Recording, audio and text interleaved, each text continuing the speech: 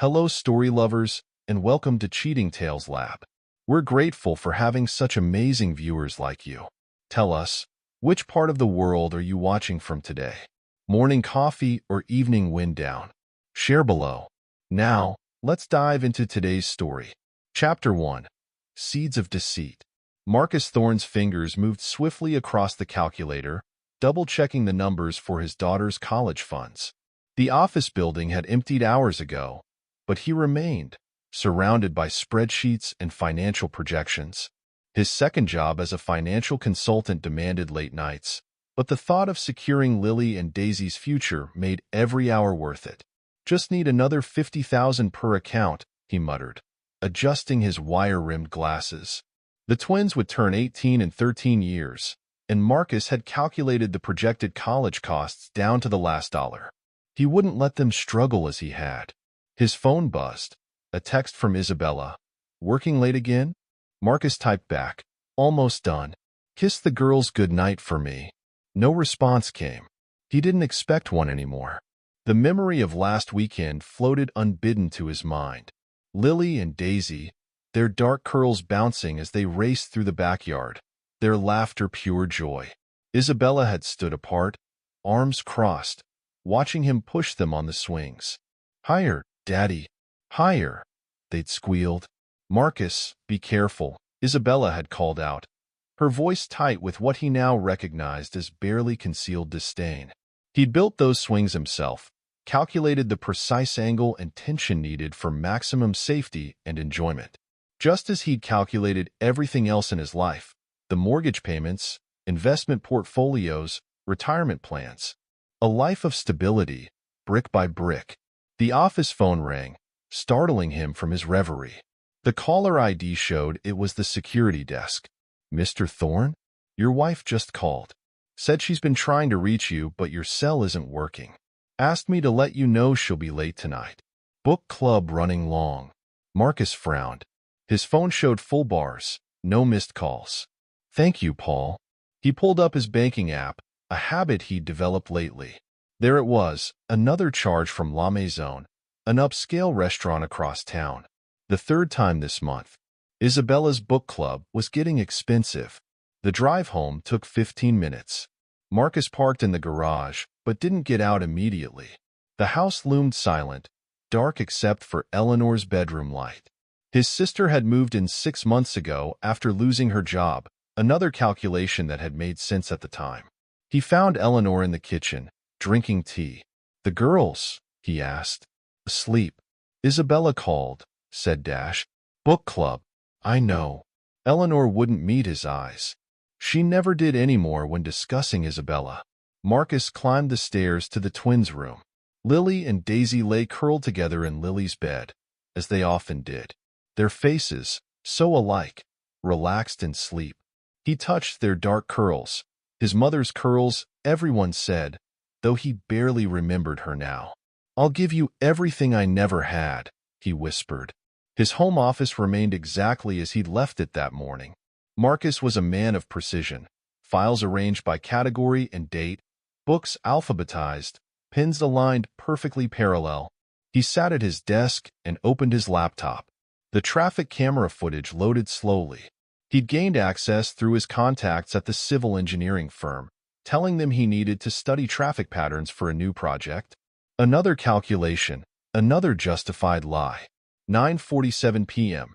Isabella's red BMW turning not toward the library where her book club met, but toward the expensive side of town. His phone buzzed again. Isabella had forgotten to switch numbers this time. I'll be home late, don't wait up. Book clubs having an intense discussion. Marcus shifted to another camera feed. La Maison's parking lot. Isabella's BMW parked next to a black Mercedes he recognized. Damian Cross, real estate developer, frequent donor to local charities. They'd met at a fundraiser last year. He switched to his email, opened the DNA test results he'd received that morning. The twins' samples had been easy to obtain, a few strands of hair from their brushes. His own sample had taken longer to process. 99.9% probability of no genetic relationship. The numbers didn't lie. They never did. Marcus closed his laptop and moved to the window. From here, he could see the college savings books on his desk, the family photos on the wall, the life he'd built with mathematical precision, all of it based on a false equation. His phone buzzed one final time. Eleanor had left her phone downstairs, unlocked. The message notification glowed. He thinks he's such a great dad, working 2 jobs for their college funds.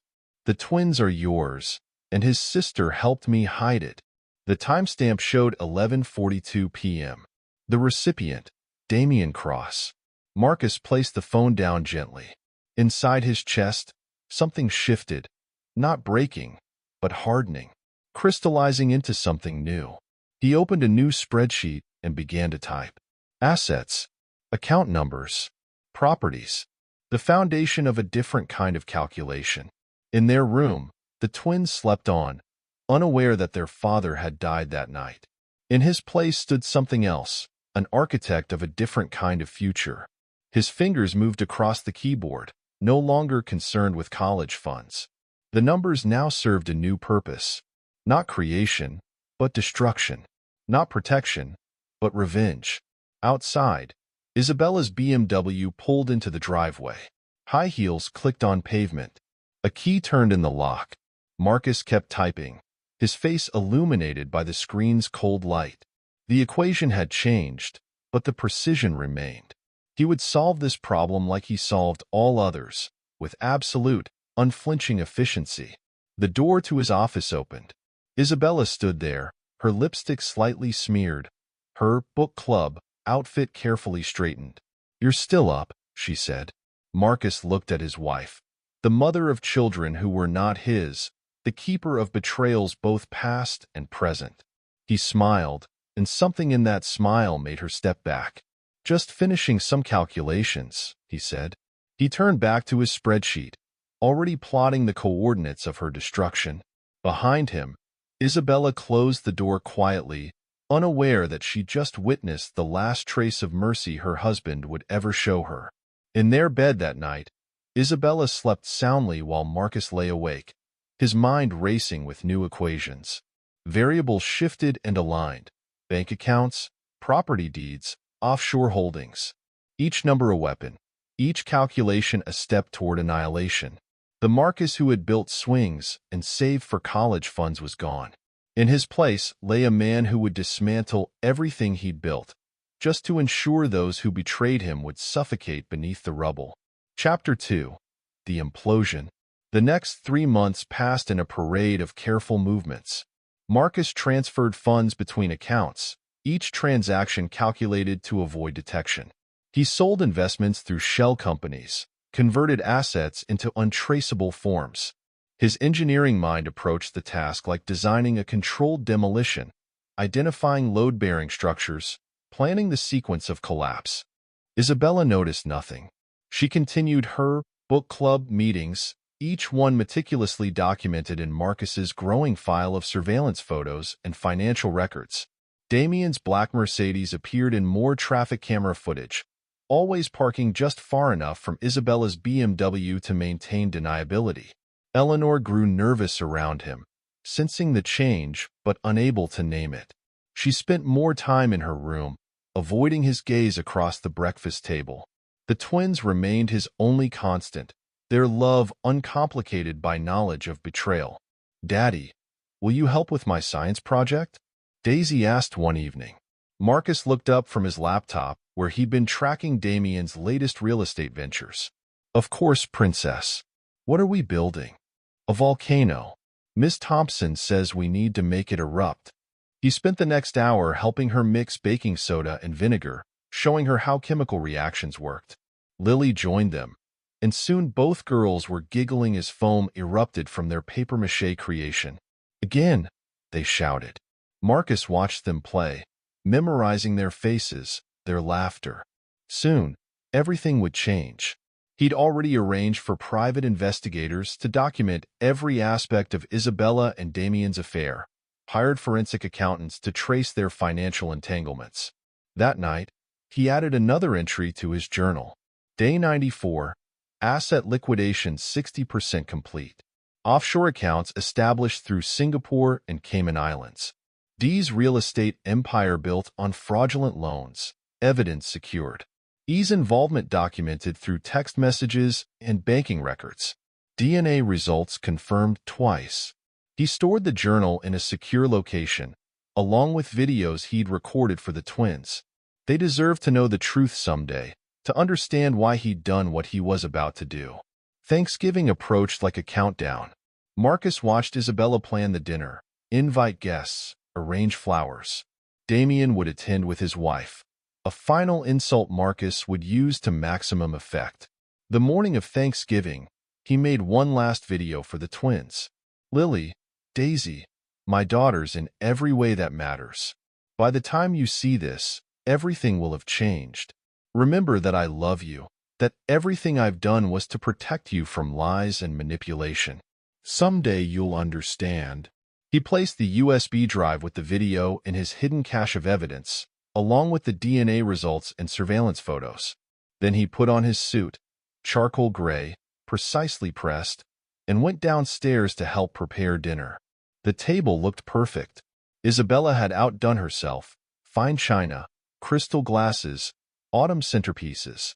Eleanor fluttered around, adjusting place settings with nervous energy. Guests arrived in waves. Neighbors, colleagues, friends. Damien and his wife came last. Marcus. Damien's handshake was firm, confident. How's the engineering business? Calculating as ever, Marcus replied, watching Damien's hand settle on the small of Isabella's back when he thought no one was looking. They sat down to dinner. Marcus remained silent as conversations flowed around him. He waited until the turkey had been carved, until glasses had been filled, until the perfect moment arrived. I'd like to make a toast, he said, standing. All eyes turned to him. To family, to truth, to consequences. He reached under his chair and withdrew a manila envelope. From it, he removed the DNA results, credit card statements, surveillance photos. He laid them on the table one by one, each document landing like an explosive charge. These prove that my wife has been having an affair with Damien Cross for the past year. These prove that the twins are not my biological children. And these, he placed Eleanor's text messages last, prove that my sister helped hide this fact from me for 5 years. Silence fell like a blade. Isabella's face drained of color. Damien's wife stood up so quickly her wine glass tipped over, spreading red across the white tablecloth like blood. I've filed for divorce, Marcus continued, his voice steady.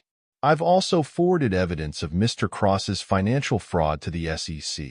As for you, Eleanor, your role in this betrayal has been documented and will be made public unless you leave this house tonight. He turned to Isabella, who sat frozen in her chair. The ruins of what you have done will haunt you for the rest of your days, as they will haunt mine. Chaos erupted. Guests fled. Damien's wife screamed accusations. Isabella tried to speak, but Marcus silenced her with a look that made her physically recoil. Get out, he said quietly. All of you. Eleanor ran upstairs sobbing. Damien pulled Isabella away, their practiced discretion forgotten in panic. Within minutes, the house emptied, leaving Marcus alone at the destroyed dinner table. He sat there as darkness fell, surrounded by the evidence of betrayal and the remnants of his calculated revenge. Phase 1 was complete. The implosion had begun. The next morning, Isabella returned with Damien beside her, both armed with lawyers and bravado. You're making a mistake, Damien said, waving the divorce papers. We can destroy you. Marcus looked up from his laptop, where he'd been finalizing transfers to his offshore accounts. Check your accounts, Mr. Cross. Check your loan applications. Check the SEC investigation that begins today. Damien's phone buzzed. His face went pale as he read the notifications. What did you do? Isabella whispered. I did what I do best, Marcus replied. I calculated the cost of betrayal and ensured everyone pays their fair share. He stood, straightening his tie. Now, if you'll excuse me, I have a meeting with the FBI about certain real estate transactions that might interest them. The girls' dash Isabella started are better off without a mother who lies and an aunt who enables those lies. Marcus walked to the door. My lawyers will contact you about custody arrangements. I suggest you focus on finding good criminal defense attorneys instead. He left them standing in his office, their perfect worlds crumbling around them. In his hidden safe, the journal waited with its meticulous records, the videos for his daughters preserved for the right moment. Marcus Thorne, the careful architect of family stability, had designed his masterpiece, not a home this time, but a precisely engineered destruction, and he was just getting started. Chapter 3. The Vanishing Act. The disappearance of Marcus Thorne occurred between one breath and the next. No dramatic exit, no final confrontation, just the calculated vanishing of a man who had once built his life on permanence.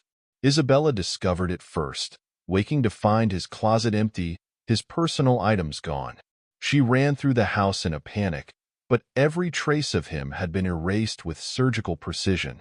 His home office contained only furniture, files, computers, even family photos had vanished. He's gone, she told Damien over the phone, her voice cracking. Everything's gone. But they didn't understand the true scope of Marcus's disappearance until the banks opened. Isabella's attempts to access their joint accounts met with polite refusals. The house's mortgage had been paid in full. The twins' college funds remained, but under a trust she couldn't touch. Damien faced his own crisis. His real estate empire began to crumble as anonymous tips triggered investigations into his dealings. Loans were called in. Investors pulled out. Each disaster struck with calculated timing, like charges detonating in sequence.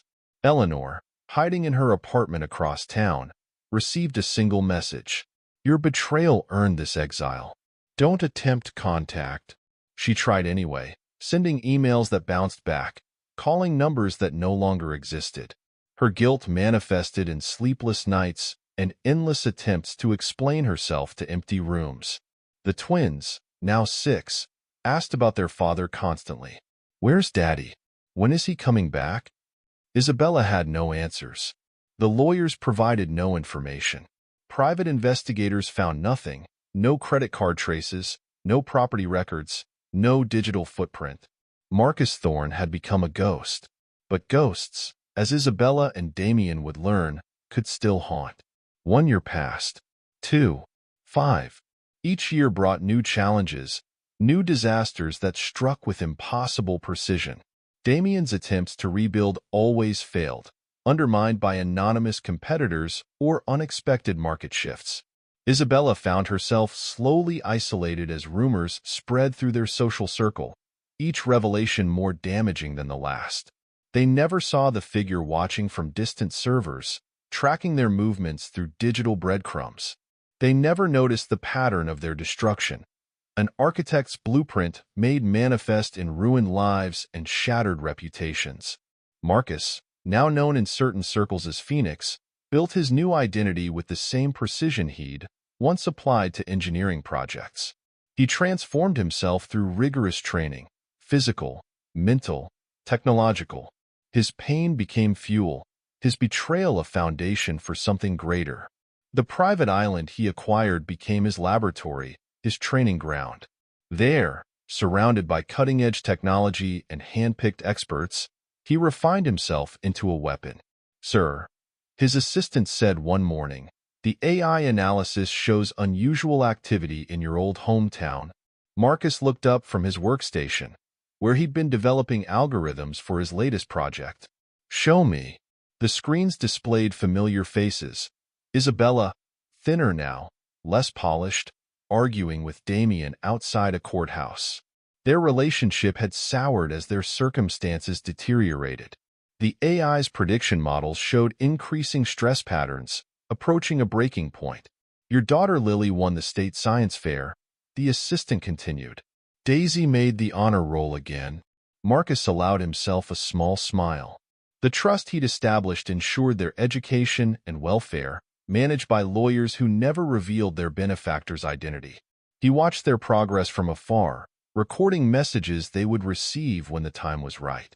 Keep monitoring the situation, he instructed. Alert me to any significant changes. In his private quarters, Marcus reviewed the latest data from his surveillance systems. His initial revenge had been satisfying, but incomplete. The real destruction required patience, resources, and power, all of which he'd spent years accumulating. His personal transformation had been equally calculated. Gone was the quiet engineer in wire-rimmed glasses. The man who emerged from countless hours of training moved with predatory grace. His mind, always sharp, had been honed to a razor's edge through constant study and innovation. "Sir," his security chief interrupted. The latest report from the investigators. Marcus accepted the tablet, scanning the contents. Damien had attempted to secure new financing through less reputable sources. Isabella had tried to contest the trust arrangement again, failing as she had every time before. Their desperation grows, he noted. Good. He turned to the wall of screens displaying his various projects. Phoenix Industries was taking shape, its technological innovations already drawing attention from major players in the field. Soon, very soon, he would be ready to reveal himself. "Prepare the jet," he ordered. "It's time to check on our investments personally." The private investigator's latest photos showed Isabella and Damien arguing outside an expensive restaurant, their last bastion of pretense at maintaining their former lifestyle. Their faces showed the strain of constant failure, of watching their carefully constructed worlds crumble piece by piece. Marcus's AI system had tracked every attempt they'd made to recover, every scheme to rebuild their fortunes. Each time, invisible obstacles appeared. Opportunities vanished, deals collapsed. They never saw the pattern, never realized that their every move was anticipated and countered before they made it. Eleanor had fared little better. His sister's attempts to rebuild her life met with subtle resistance. Not enough to destroy her completely, but sufficient to ensure she never forgot the cost of betrayal. Her messages to Isabella had grown increasingly desperate, blaming her for their shared downfall. In his secure vault, Marcus added another entry to his journal. Day 3650, Phase 1 nears completion. Phoenix Industries infrastructure in place. Surveillance confirms target's psychological stability deteriorating as planned. The twins continue to excel. Lily's scientific aptitude matches projected patterns, Daisy's analytical skills showing similar promise. Preparations for final phase of departure proceeding according to schedule. He closed the journal and turned to his reflection in the window. The years of focused training had transformed him physically, but the real change lay deeper. The man who had once built things to last now excelled at calculated destruction. The tropical sun set over his island compound, painting the sky in colors that reminded him of another life. Somewhere in his old hometown, Isabella and Damien were discovering another piece of their world had collapsed. Eleanor was facing another night alone with her guilt. And his daughters? His daughters were growing into brilliant young women, protected by his invisible hand, their futures secured by the same precision that was destroying their mother's present. Marcus smiled at his reflection, a smile that would have made Isabella and Damien run if they'd seen it. The vanishing act was nearly complete. Soon, Phoenix would rise from the ashes of Marcus Thorne's carefully dismantled life. The architect of revenge had built his masterpiece. All that remained was to watch it stand as a monument to the price of betrayal. Chapter 4. The Return of the Phoenix. The glass and steel tower of Phoenix Industries rose from the heart of the town like a monument to power. Its construction had taken 18 months, each detail overseen by the mysterious CEO who transformed the sleepy downtown into a hub of technological innovation. Isabella Thorne stood across the street, staring at the building that seemed to mock her very existence. 10 years had stripped away her polished exterior, leaving behind a woman whose designer clothes had been replaced by department store clearance items. "He's back," she whispered into her phone. "Impossible," Damien Cross snapped back. "Marcus disappeared. This Phoenix person is Dash. It's him. I saw the press conference footage. He's different. But it's him. Inside the tower, Marcus stood at his desk, watching the security feed of Isabella through cameras that tracked her every movement. A decade of focused training had transformed him from the mild-mannered engineer into something else entirely. Harder, sharper, more dangerous. "Sir," his head of security interrupted. "Mr. Cross is attempting to schedule a meeting through official channels." "Deny it," Marcus replied, his voice carrying none of the emotion that might have been there 10 years ago. "Route all their communication attempts through legal." He turned to another screen showing his daughters, now 15. Their faces so like their mother's, but their minds pure reflections of his own analytical nature. They'd received his messages, watched his videos, learned the truth about their mother's betrayal. Their response had been exactly what he'd calculated. "Dad." Lily's voice came through his secure communication channel. "We saw the announcement. Are you really back?" "I am," he replied, allowing a trace of warmth into his voice. "Are you ready?" "We've done everything you asked," Daisy chimed in. "Mom's been trying to talk to us, but we shut her down," Lily finished. "She doesn't deserve our time." Marcus smiled. "Good. Maintain your distance. The security team will continue monitoring your movements." He ended the call and pulled up the urban development plans he'd spent years crafting. Each proposal had been designed to systematically dismantle Damien's remaining real estate holdings. A park here, a community center there. Each project precisely positioned to devalue Cross properties while enhancing public spaces. The door opened, admitting his chief technology officer. "The market analysis program is ready, sir. Initial tests show it can predict investment patterns with 98% accuracy." "Deploy it," Marcus ordered. "Focus on Cross Development's remaining assets first." He turned back to the security feed. Isabella had retreated, but he knew she'd return. They all would, drawn by the gravitational pull of his calculated return. Each move they made would bring them closer to their own destruction. His phone buzzed. Eleanor, now working at the local library, trying yet again to make contact. He let it ring. Her punishment wasn't finished yet. The next morning brought the first wave of his offensive.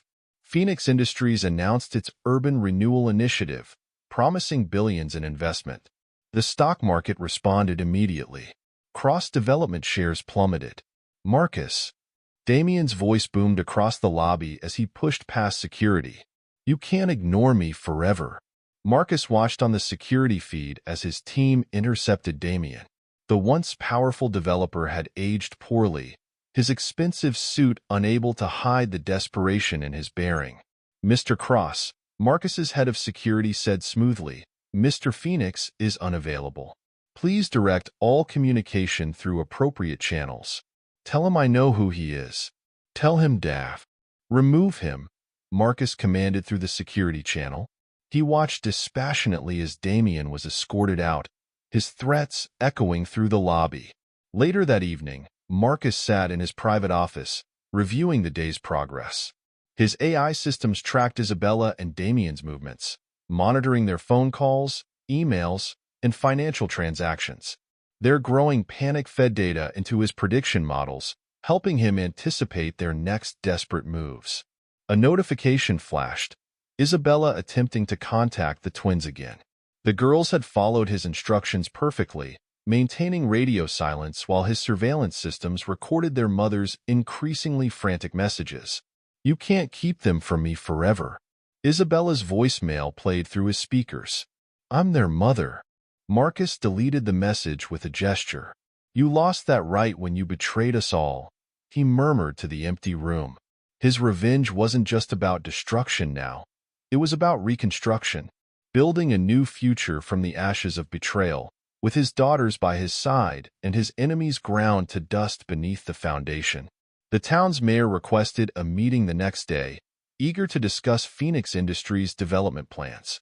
Marcus agreed, knowing the political support would further isolate Isabella and Damien from their remaining allies.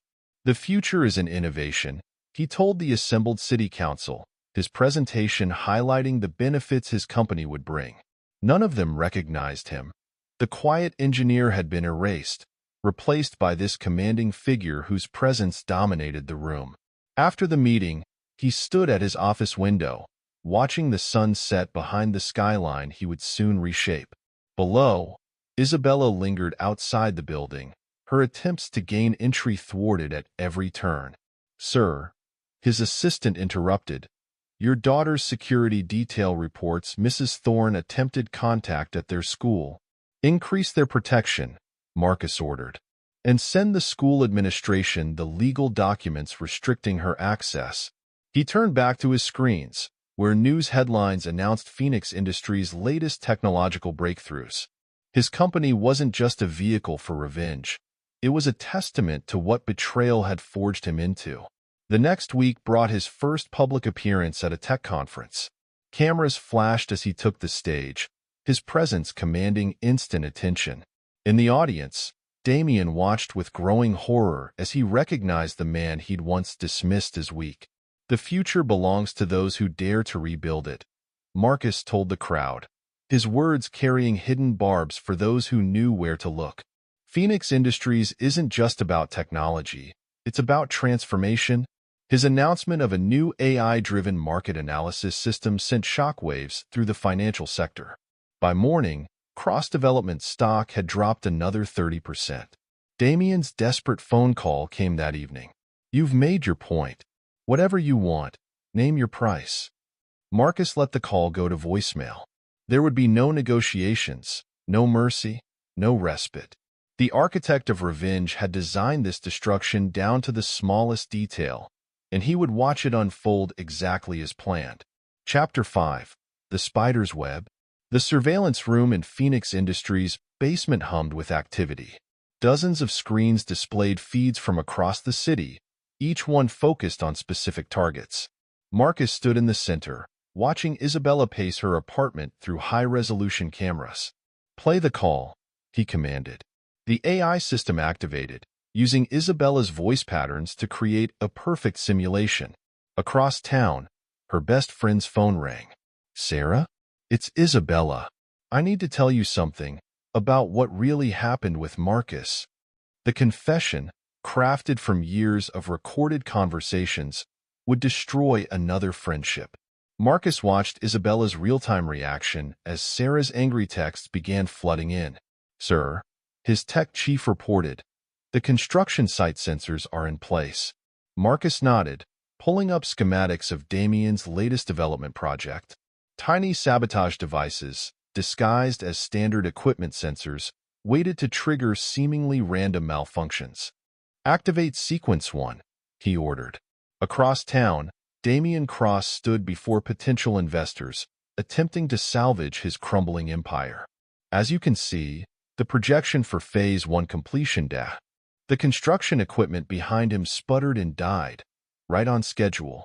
Investors exchanged worried glances as workers reported multiple simultaneous failures. Marcus allowed himself a small smile as he watched Damien's presentation dissolve into chaos. The real estate developer's desperation had driven him to cut corners, making it easy to plant agents throughout his organization. "Your sister is here again," his assistant reported. Through the lobby cameras, Marcus watched Eleanor fidget nervously. 10 years had added gray to her hair and lines to her face. Her job at the library barely covered her bills, another calculated effect of his return. "Send her away," he said. "Marcus, please." Eleanor's voice carried through the intercom. "I know you can hear me. I know what I did was unforgivable, but dash." He cut the audio. On screen, security escorted her out, her shoulders slumped in defeat. The afternoon brought another crisis for his targets. An anonymous tip led health inspectors to La Maison, the restaurant where Isabella and Damien had conducted their affair. The resulting investigation uncovered numerous violations. "How convenient," Isabella spat into her phone as Marcus listened through surveillance feeds. "The same restaurant where Damien, he's targeting everything connected to us." "He can't prove anything," Damien insisted, but his voice shook. "This is all coincidence, like the construction failures? Like Sarah suddenly knowing details only you and I discussed in private? He's watching us, Damien. He's always watching. Marcus switched feeds, checking on his daughters. They sat in their advanced placement physics class, excelling just as he'd predicted. Their minds worked like his, analyzing, calculating, planning. Isabella's genes might have shaped their faces, but he'd shaped their intellects. An alert flashed, Damien attempting to access restricted financial records. Marcus had anticipated this move weeks ago, leaving subtle breadcrumbs that would lead his rival into a trap. Let him through the first firewall, he instructed his security team. Then activate the trace program. He watched Damien's desperate attempts to dig up dirt on Phoenix Industries. Each failed hack attempt, each frustrated search brought him closer to crossing legal lines that would trigger federal investigations. "Sir," his assistant interrupted, "Mrs. Thorne is attempting to reach the twins through their school's parent portal again." Marcus pulled up the relevant screens. Isabella's login attempts had grown more frequent, more desperate. Each failure pushed her further toward the edge he'd carefully calculated. "Maintain blocking protocols," he ordered, "and send another cease and desist letter to her lawyer." The next phase required perfect timing. Marcus activated his market manipulation program, using AI-driven algorithms to target the remaining fragments of Damien's business empire. By day's end, cross-development stock would hit new lows. His phone buzzed with a message from Lily. "Dad, Mom's getting more aggressive. She tried to approach us in the parking lot." "Stay with your security team," he replied. "I'll handle it." He pulled up another program, one designed to compile and analyze years of surveillance data. Isabella and Damien's every indiscretion, questionable deal, secret meeting had been documented and categorized. "Prepare the media package," he told his PR team. "Release the first wave tomorrow." The morning news would carry stories of financial irregularities at cross-development. Anonymous sources would hint at deeper investigations. Social media would buzz with carefully planted rumors. Marcus watched the city through his network of cameras, seeing the web of destruction expand exactly as he designed it. Isabella's social circle shrank with each revealed secret. Damien's business contacts abandoned him as evidence of fraud emerged. "Your lawyer is on line 1, his assistant reported. "Mrs. Thorne is threatening legal action over access to the twins. Send her the footage of her attempting to bribe their security detail," Marcus replied. "And copy it to the judge." He turned back to his screens, watching his enemies spiral into paranoia and desperation. The architect of revenge had built his web with precise calculations, and now he would watch them struggle until they broke themselves against its strands. Chapter 6. The Breaking Point. The conference room of Phoenix Industries buzzed with tension as Marcus watched the security feeds. Damien Cross stood in the lobby, demanding entry, his expensive suit wrinkled from a sleepless night. "Let him up," Marcus commanded. "It's time." He didn't turn when the door burst open. Damien's reflection in the window showed a man unraveling, hair disheveled, eyes wild with desperate anger. "You think you've won?" Damien's voice cracked. "You think you can just walk back in here and destroy everything I've built?" Marcus turned slowly, studying the man who'd helped destroy his family. "Everything you built, Mr. Cross? Or everything you stole? You smug bastard." Damien advanced, but security personnel materialized instantly. "You're behind all of it. The construction failures, the investigations, the leaked documents. Prove it." Marcus's voice carried no emotion. "Prove any of it. I'll kill you," Damien whispered. "I swear to God, I'll dash." Marcus pressed a button. On the wall screen, security footage played, Damien meeting with a known hitman in a parking garage. "That's an interesting choice of associates, Mr. Cross." The FBI found it particularly compelling. Color drained from Damien's face. "You set me up. You did that yourself. I merely documented it." The door opened again. Isabella stumbled in, held firmly by security. Her designer clothes hung loose on her frame, her makeup failing to hide sleepless nights. "Family reunion?" Marcus's voice dripped acid. "How fitting. Our daughters," Isabella began. "Your biological offspring," Marcus cut her off. My daughters. The ones you lied about. The ones you betrayed. We were young, she pleaded. I was unhappy, Daff. And now you're destroyed. Marcus stood. Your social accounts frozen. Your reputation ruined. Your lover's empire reduced to ashes. Your own daughters want nothing to do with you. Damien lunged forward. Security caught him instantly, but Marcus didn't flinch. You think this makes you strong? Damien spat. Hiding behind computers and lawyers? Marcus smiled. A cold, brutal expression. No, Mr. Cross. What makes me strong is watching you destroy yourselves trying to fight back. He pressed another button. More screens lit up. Surveillance photos, bank records, recorded conversations. Years of evidence meticulously compiled. The SEC investigation into cross-development starts tomorrow, he continued. The FBI's interest in your recent activities won't help. And Isabella, those interesting conversations with potential hitmen? Not very maternal. Isabella sagged in security's grip. How did you, Daff? I've watched you both for 10 years. Recorded everything. Calculated every move you'd make when I returned. And you performed exactly as predicted. He turned back to the window. You thought I was weak. A fool you could betray and discard. Instead, I became the architect of your destruction. Marcus, please, Isabella whispered. For the sake of what we once what we once had was a lie. He didn't turn around. Now you'll live with the consequences. Security, remove them. And make sure the press gets photos of their exit. Their protests faded as security dragged them out. Marcus watched their reflection disappear, then turned to his computers. More programs activated, more traps ready to spring. His phone buzzed. A message from the twins. We saw them try to get in. Are you okay? Perfect, he replied. Everything is proceeding exactly as planned. He pulled up news feeds showing Damien's arrest, right on schedule. Isabella's hysterical confrontation with reporters played on another screen. Their world crumbled brick by brick, just as he designed it. Eleanor's message came next. I saw the news. Brother, please. They deserve this, but dash. He deleted it without reading further. His sister's punishment wasn't physical destruction like the others, but the slow torture of watching from the sidelines, powerless to stop what she'd helped set in motion. The day's stock reports showed cross-development in free fall. Marcus's AI systems had predicted this too, the exact moment when market confidence would collapse completely. His assistant entered with more reports, social media tracking, surveillance summaries, financial analyses. Each page documented another crack in his enemy's foundations. Sir, she said, Mrs. Thorne tried to access the building again.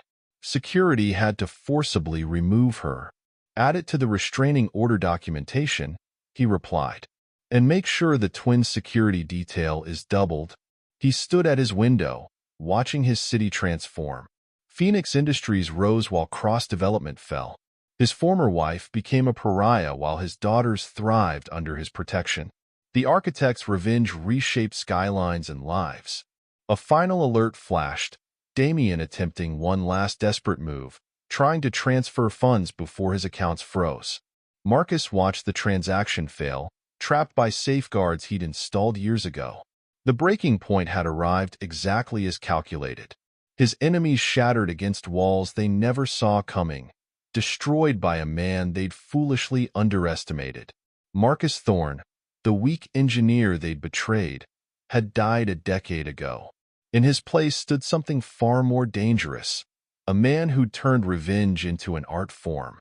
The next morning's headlines screamed across multiple news outlets. Cross-development CEO arrested on fraud charge. Phoenix Industries revolutionizes urban planning. Scandal rocks local business community. Marcus watched the media frenzy through his wall of screens. Damien's perp walk played on repeat. The fallen developer in handcuffs, his composed facade finally shattered. Isabella's attempts to dodge reporters had been equally well documented, her desperate flight from cameras becoming instant social media fodder. His phone lit up with a secure message from Lily. They're showing Mom and Damien on all the news channels. Good. Stay focused on your studies, he replied. Let me handle the rest. The twins had inherited his analytical mind, their academic performance proving it. They understood the elegance of his revenge, appreciating of their mother's downfall. His security chief entered with fresh reports. Sir, we've detected multiple attempts to access our systems from cross-development's remaining servers. Spring the trap, Marcus ordered. He watched as Damien's desperate cyber attack triggered his prepared countermeasures. Within minutes, federal agents would receive anonymous tips about corporate espionage attempts. Isabella's latest voice message played through his speakers. You've taken everything. My daughters, my reputation, my life. Are you satisfied now? Marcus deleted it without response. Her suffering wasn't personal. It was simply the calculated result of her choices, the mathematical certainty of betrayal's cost. His assistant appeared with more updates. Mrs. Thorne attempted to breach security again. She was intercepted before reaching the executive floor. Add it to the file, he instructed, and activate the next phase of surveillance. New cameras activated across the city, tracking Isabella's increasingly erratic movements. Her social isolation had reached critical levels, exactly as his models had predicted. Former friends crossed streets to avoid her. Country club memberships were quietly revoked. Damien's remaining business partners scrambled to distance themselves, their own secrets now vulnerable to exposure. Marcus had mapped these relationships years ago, understanding how each connection would snap under pressure. His phone buzzed. Another message from Eleanor. The library board is meeting about my position. Please, Marcus. He let her suffering continue. Her punishment was watching helplessly as the consequences of her betrayal played out in slow motion. A notification flashed. Isabella attempting to withdraw funds from one of her remaining accounts. The transaction failed, blocked by algorithms he'd put in place years ago. Her financial strangulation continued according to schedule. Sir, his security chief interrupted. We've intercepted communications between Mr. Cross's associates. They're planning something desperate. Marcus pulled up the surveillance feeds. Show me. The cameras revealed Damien's former business partners meeting in secret, plotting one last attempt to save themselves. He'd anticipated this too, their predictable desperation feeding into his larger design. Let them proceed, he ordered. Then activate Contingency Protocol 7. He turned back to his screens, watching his enemy's final struggles. Isabella's attempts to rebuild her social life failed systematically, each new acquaintance receiving anonymous revelations about her past. Damien's legal troubles multiplied as more evidence emerged. The architect's revenge had reached its culmination. His calculations had predicted every move, every desperate attempt to escape the web he'd woven. Now he would watch the final pieces fall, exactly as designed. His creation, Phoenix Industries, stood as a monument to transformation, while his enemies crumbled to dust. The weak engineer they'd betrayed had become something far more powerful, the architect of their absolute destruction. Marcus stood at his window, watching his city transform. Behind him, screens displayed the real-time collapse of his enemies' lives. Their breaking point had arrived precisely on schedule, each shattered piece falling exactly where he'd calculated it would. The architect of revenge had built his masterpiece. Now he would watch it stand as an eternal monument to the price of betrayal. Chapter 7. The Reckoning. The security cameras caught them at 2:47 a.m., Isabella and Damien, attempting to breach Phoenix Industries through the service entrance. Marcus watched from his command center as his security team moved into position. Sir, his head of security radioed. They're armed. Disable them, Marcus ordered. Non-lethal force only. I want them conscious for what comes next. The takedown took less than 30 seconds. His security team, ex-military professionals trained in precise interventions, had them subdued and zip-tied before they could raise their weapons. Bring them to conference room A, Marcus instructed. It's time they understood exactly who they've been fighting. He turned to the massive holographic display dominating one wall. 10 years of surveillance data, financial records, and intercepted communications filled the screens. A decade of calculated revenge, ready to be revealed. The security team escorted Isabella and Damien in. They looked broken, their designer clothes replaced by cheap imitations, their faces haggard from weeks of paranoid sleeplessness. "Marcus," Isabella spat, struggling against her restraints. "Face us yourself, you coward." The holographic screen flickered to life, displaying Marcus's face in crystal clarity. "Why waste my time with physical presence when technology serves so much better? You destroyed everything." Damien lunged forward, only to be restrained. "My business, my reputation, Dash." "Your fraudulent business," Marcus corrected. "Your unearned reputation. Let me show you exactly how it happened." The screens shifted, displaying a timeline of their destruction. Each failed project, each leaked secret, each ruined relationship appeared in precise chronological order. 10 years ago, you thought you'd beaten me," Marcus continued. "You thought the quiet engineer who built things would simply disappear. Instead, I became someone capable of destroying everything you built." "Our daughters, Dash," Isabella began. "My daughters," Marcus cut her off, "who now understand exactly what kind of person their mother is. Would you like to see their real-time reaction to your attempted armed invasion?" Another screen lit up, showing Lily and Daisy watching the security feed. Their faces showed no sympathy, no connection to the woman who'd given birth to them. "They hate me because of you," Isabella screamed.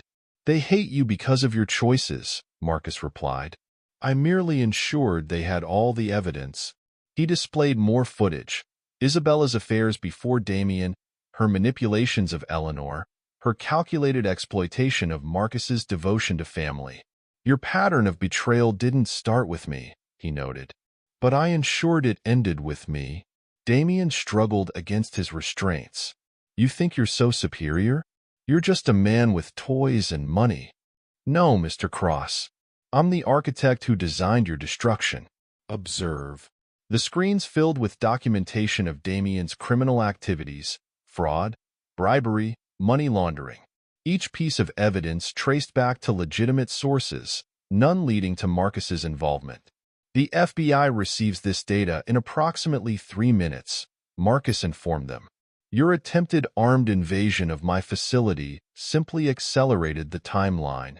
"You can't prove any of this," Damien blustered. "I don't need to prove my involvement. The evidence of your crimes proves itself. The system you corrupted will now consume you." Isabella sagged in her chair. "What do you want from us?" "Nothing," Marcus replied. "You're simply experiencing the consequences of your choices. My revenge isn't about wanting anything from you. It's about ensuring you lose everything." The screens shifted again, showing their complete financial collapse. Account closures, asset seizures, legal judgments, all perfectly orchestrated to destroy them simultaneously. "You've turned our daughters against us," Isabella whispered. "No, you did that yourself. I merely showed them the truth. They made their own choices, just as you made yours." A notification flashed, Eleanor requesting access to the building. Marcus considered for a moment, then approved it. His sister entered, looking nervous but determined. "Brother," she began. "I know what I did, Dash, was unforgivable," he finished. "But unlike these two, you've shown genuine remorse. Your punishment has served its purpose." Eleanor stared at Isabella, her former friend, the woman who'd manipulated her into betraying her brother. "I'm sorry, Marcus. For everything." "Prove it," he replied. "I have a position in my research division. Your choice if you want to earn back what you lost." Isabella lunged forward. "You'll forgive her but not me? I was your wife." "She betrayed me once, out of weakness," Marcus replied. "You betrayed our entire family, repeatedly, out of selfish choice. The punishment fits the crime." The screens displayed new data, federal agents approaching the building. "Right on schedule. Your attempted armed invasion ends badly for you," Marcus informed them. But then, everything ends badly for you. That was the design. He turned to his security team. Hold them for the FBI. Make sure they have full access to the weapons and surveillance footage. Isabella's final scream echoed through the room. I'll make you pay for this. You already have, Marcus replied through the hologram. You paid with everything you had, everything you were, everything you might have been. The transaction is complete. He cut the feed, watching through cameras as federal agents swarmed in. Damien's attempts to bargain failed instantly. Isabella's hysterics earned her no sympathy. Eleanor stood quietly, watching her former friend's final destruction. Will you ever truly forgive me, brother? Forgiveness isn't relevant, Marcus replied. You've learned. They haven't. It's that simple. He turned back to his screens, watching his daughter's reactions. They observed their mother's arrest with clinical detachment, a trait they'd learned from him. The architect's revenge had reached its culmination. Each piece had fallen exactly where he'd placed it, each betrayal repaid in full measure. Marcus allowed himself a small moment of satisfaction, not from their suffering, but from the pure mathematical perfection of their destruction. The engineer in him appreciated the clean lines of their downfall. Chapter 8. Seeds of Hope. The transformation of Marcus's childhood home into Phoenix Research Center took 6 months. He stood in the newly constructed main laboratory, watching his daughters explore the cutting-edge equipment with inherited. The quantum computing lab goes here, Lily pointed out, referencing the blueprints on her tablet. And the AI Development Center in the East Wing? Correct, Marcus replied. Your modifications to the original designs improved efficiency by 12%. Daisy looked up from her workstation. The new homeless shelter solar systems are online. Power generation is exceeding projections. His daughters had grown into versions of himself, brilliant, focused, uncompromising. They understood the duality of his nature. The destroyer who'd ruined their mother, and the builder who'd given them a future of unlimited potential. Dad, Lily called out. The new urban farming prototype shows promising results. Crop yield is 30% above standard methods. Marcus moved to her terminal, examining the data. She'd improved his original design, just as he'd known she would. Both girls had inherited his gift for seeing patterns, for building better systems. The doors opened, admitting Eleanor. His sister had thrown herself into her work at the research center, driving herself to prove her worth. Her latest project, educational technology for underprivileged schools, showed real promise. The first round of scholarships has been awarded, she reported. 25 students from low-income families, all showing exceptional aptitude in science and engineering. Marcus nodded. Expand the program. Double the number of recipients next quarter. He'd built his revenge, but he'd build his legacy with equal care. Phoenix Industries wasn't just about destruction anymore. It was about transformation. Sir, his assistant interrupted. The Urban Renewal Council is ready for your presentation. The meeting room filled with city officials and community leaders. Marcus stood before them, outlining his vision for the city's future. Each proposal balanced innovation with social impact, technology with human needs. Phoenix Industries isn't just about profit, he told them. It's about building something lasting, something meaningful. The irony didn't escape him. He destroyed lives. But now he'd use the same precision to improve them. His daughters watched from the front row, understanding the complexity of his nature. Later, in his private office, he reviewed the latest data from his surveillance systems. Isabella and Damien remained in federal custody, their trials approaching. Their attempts to bargain had failed. His evidence was too comprehensive, too irrefutable. Dad, Daisy entered, carrying new project proposals. I've been thinking about expanding the urban farming initiative. He studied her designs. She'd integrated AI systems with traditional agriculture, creating something entirely new. Innovation born from the ashes of destruction.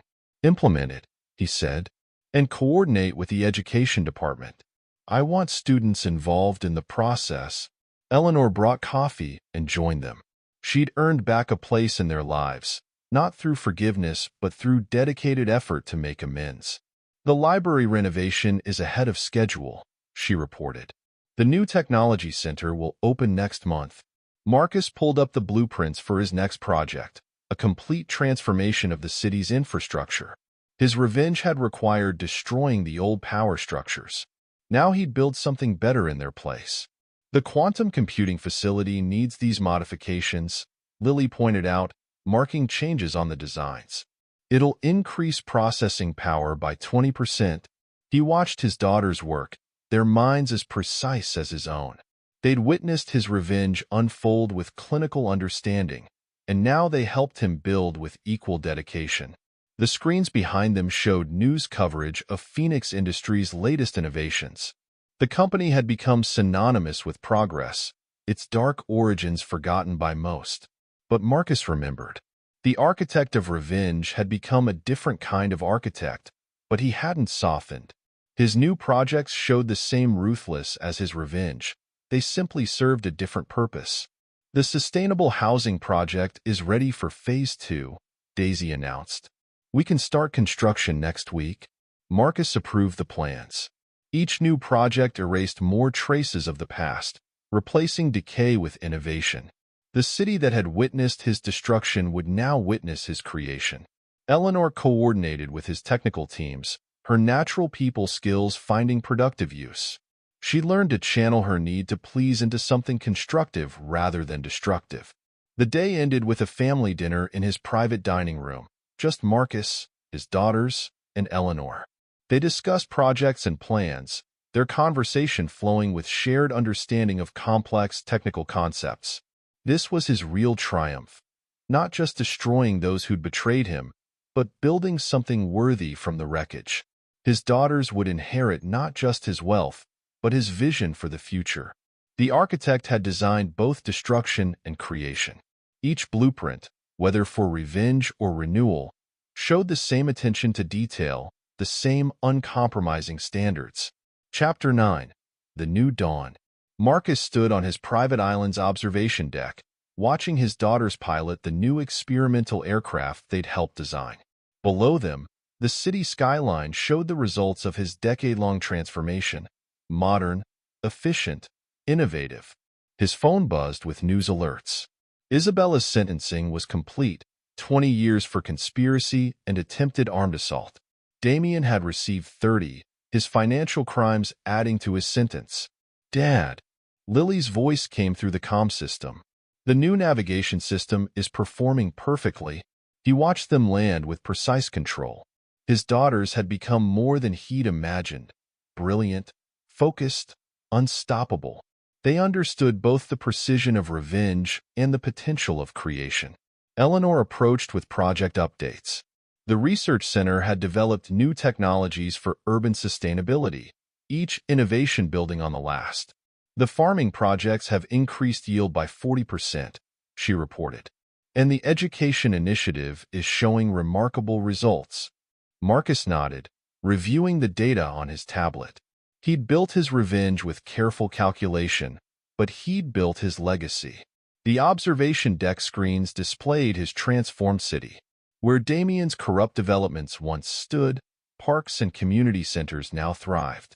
Isabella's social circles had been replaced by networks of innovation and progress.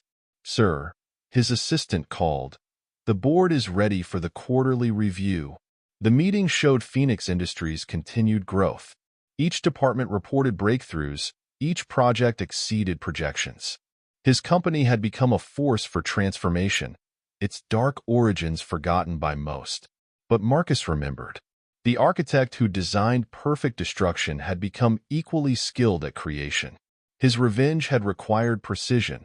His redemption demanded the same. The new quantum encryption system is ready for testing, Daisy announced, joining them with technical readouts. We've achieved breakthrough levels of security. He studied her work with pride. His daughters had inherited his gift for patterns, for seeing how pieces fit together. They'd watched him destroy their mother's world without flinching, understanding the necessity of consequences. The day ended with Marcus in his private study, reviewing his original journals. The careful documentation of revenge had become a blueprint for something larger, a transformation not just of individuals, but of an entire community. Isabella and Damien's destruction remained absolute. His revenge hadn't softened with time. It had simply become foundation for something more significant. Eleanor had earned her place in this new world, her redemption paid for with dedicated effort. She coordinated humanitarian projects now, her need to please others channeled into genuine service. The final page of his journal remained blank until now. Marcus wrote, "The architect's revenge reached perfection, each betrayal repaid in full measure. But the true victory lies not in destruction alone, but in building something greater from the ashes. The phoenix rises not just through death, but through transformation." He closed the journal and looked out over his city. The skyline showed his dual nature. The destroyer who'd ruined lives with precise calculation, and the builder who'd created new possibilities with equal care. His daughters landed another experimental aircraft, their control absolute. They were his true legacy, not just inheritors of his revenge, but architects of the future he'd designed. The screens showed final news coverage of Isabella and Damien's sentencing. Their destruction was complete, their lives ruined beyond recovery. Marcus felt no triumph, no satisfaction, only the cold certainty of mathematical inevitability. "Dad," Lily called through the comm, "we're ready to test the new propulsion system." He watched them prepare for another flight, their movements precise and controlled. They'd learned from both sides of him, the ruthless destroyer and the innovative creator. The architect's story had come full circle. His revenge had been perfect, his transformation complete. But he hadn't softened, hadn't compromised. The same precision that had designed destruction now designed progress. The phoenix had risen from the ashes of betrayal, not as a creature of pure revenge, but as something more complex, an architect of both destruction and creation, each executed with equal, ruthless precision. Marcus stood at his window one final time, watching his transformed world. The betrayers had paid their price. The future belonged to those who could build from the wreckage. And he had built something magnificent. Epilogue, Legacy of the Phoenix 20 years later. Phoenix Industries' global headquarters dominated the city skyline, its quantum glass panels adapting to the sunlight. At 70 stories, it stood as a monument to transformation, both of the city and the man who'd built it.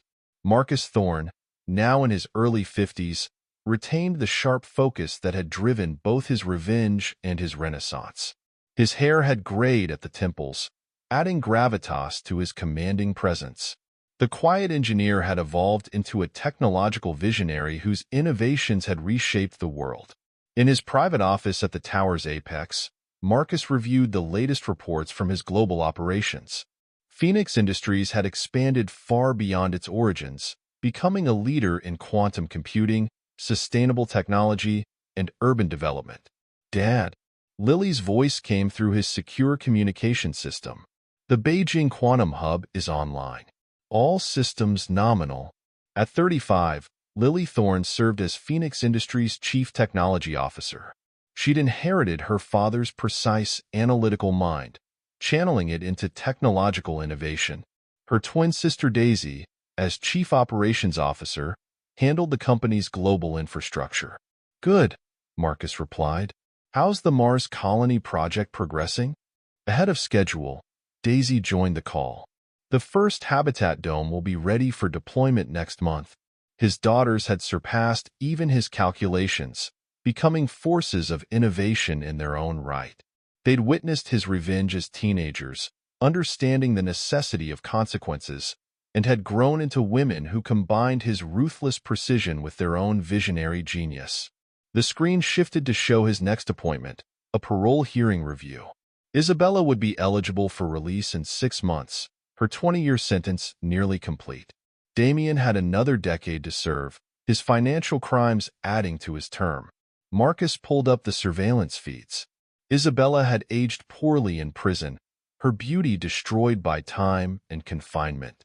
She'd attempted to contact the twins multiple times over the years. Each letter returned unopened, each call declined. Ms. Thorne's latest appeal for early release, his legal chief reported, cites good behavior and completion of rehabilitation programs. Maintain opposition, Marcus instructed.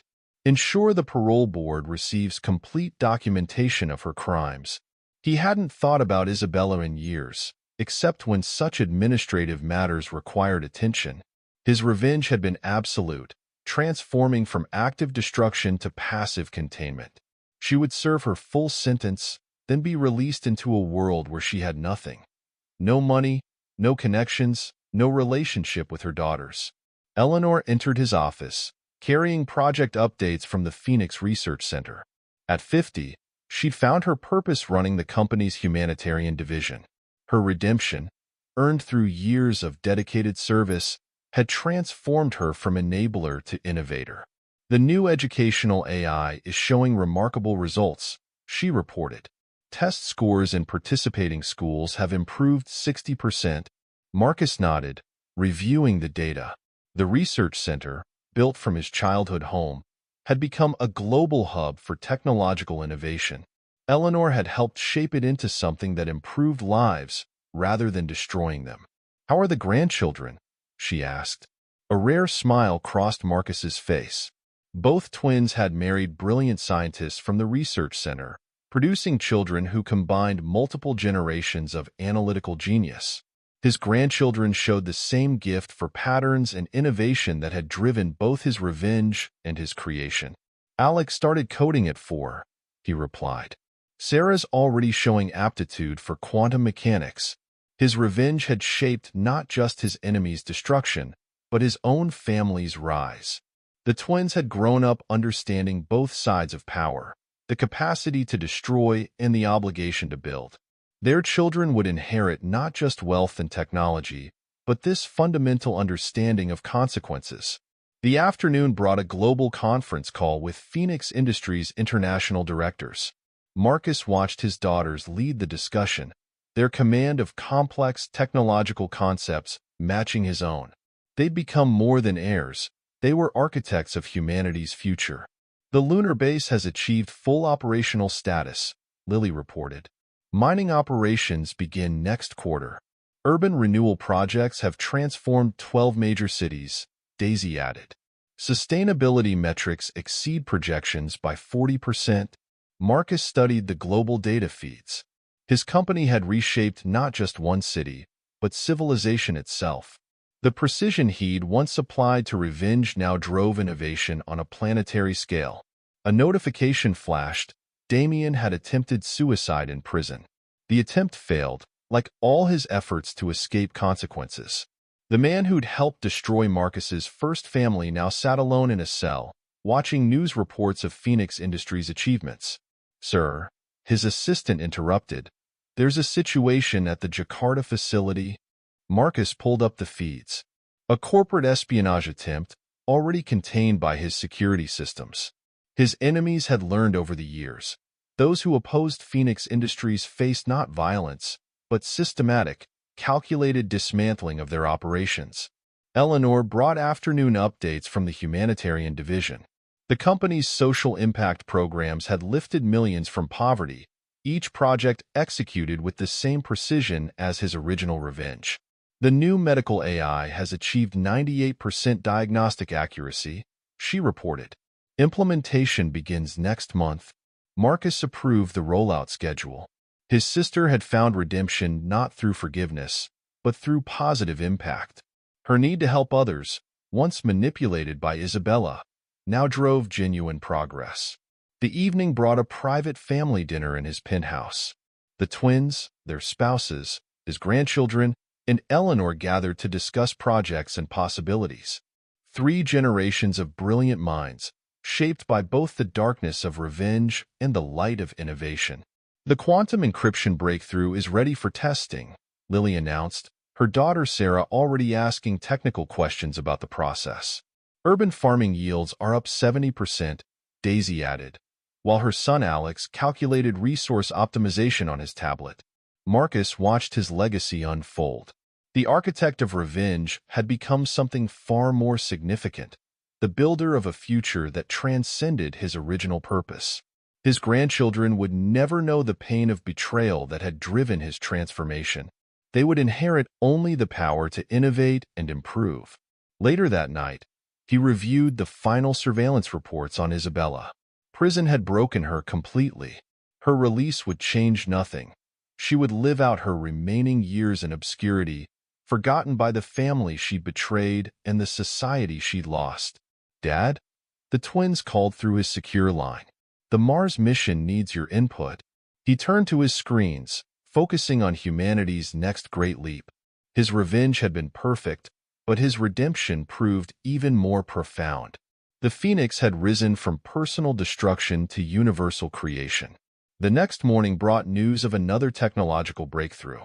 Phoenix Industries' quantum computers had achieved consciousness, opening new frontiers of possibility.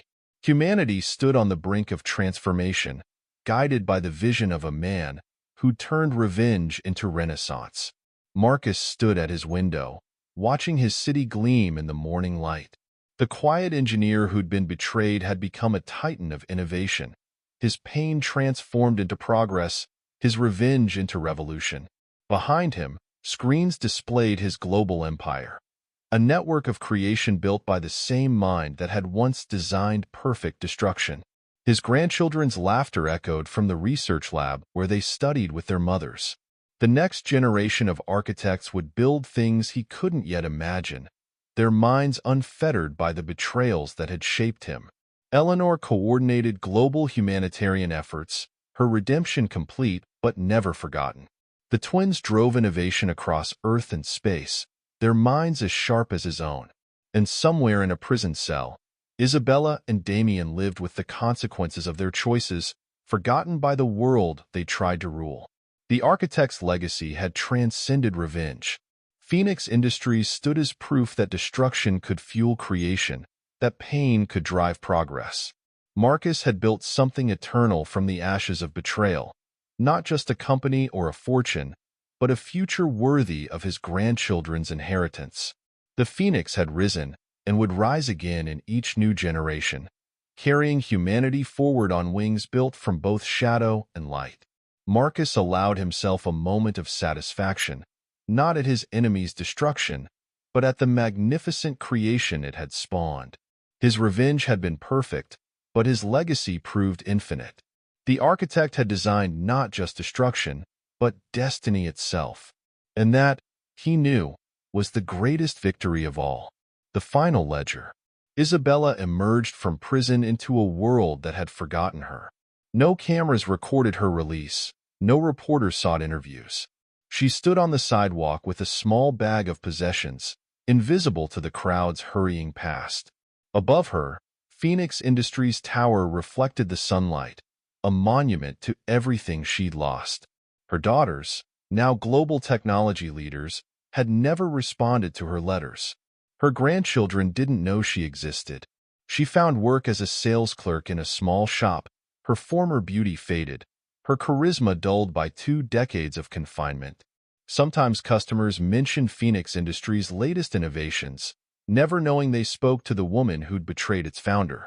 Damien served his remaining sentence in silence, watching news reports of Phoenix Industries' Mars colonies and quantum breakthroughs.